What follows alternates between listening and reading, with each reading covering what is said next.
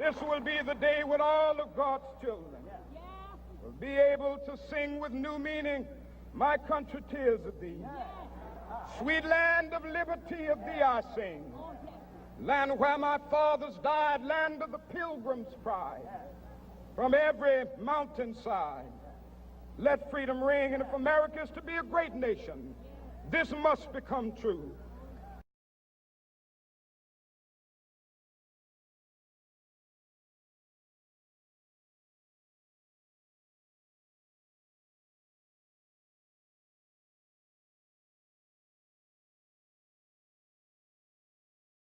The Mormon Church contributed over $22 million into Proposition 8. The church has very strong beliefs on the importance of marriage and a family. And they believe that homosexuals getting married is a cancer in society in general. Many other religious institutions have supported Proposition 8, such as the extreme forms of Judaism, Catholicism, and Scientology.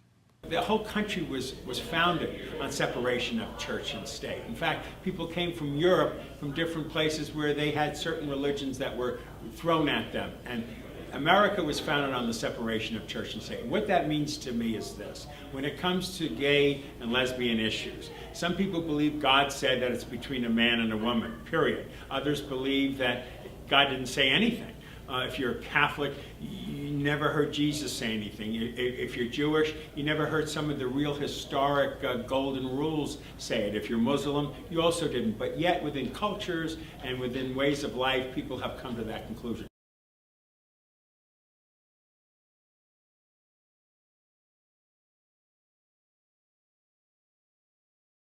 The civil rights issue is a very strong, obvious issue based upon civil rights, based upon the color of somebody's skin, which they have no choice about in any way.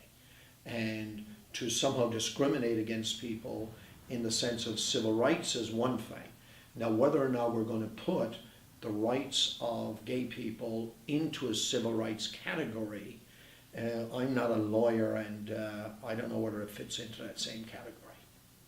Well, I frame this as a civil rights issue from the moment I saw Proposition 8. And I view it as a civil rights issue.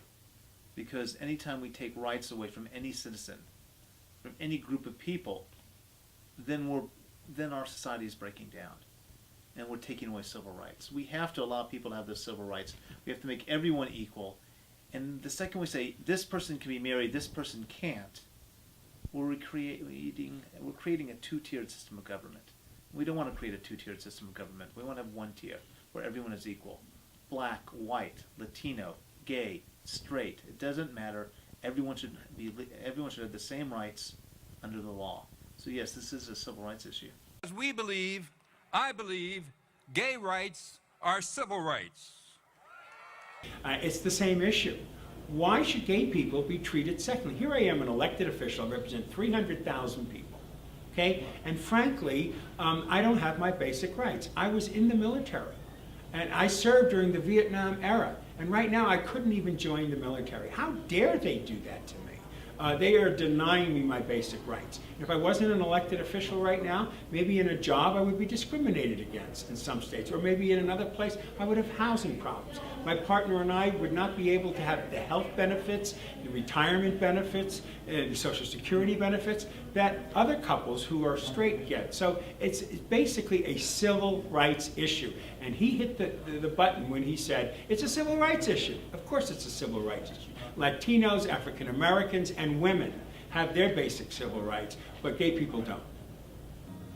It was while I was in college that I realized I was gay, and I ended up having to drop out of college because dating another man is a violation of the honor code, and you can't attend BYU if you're going to do that. Well, the bylaws of our synagogue before Prop 8 stated that we cannot take a political position on any issue. And because of this, after my sermon, the board wanted to take a position, but felt like it could not because of the board bylaws. So they went into executive committee and then into general committee, and they determined that they were going to change the bylaws.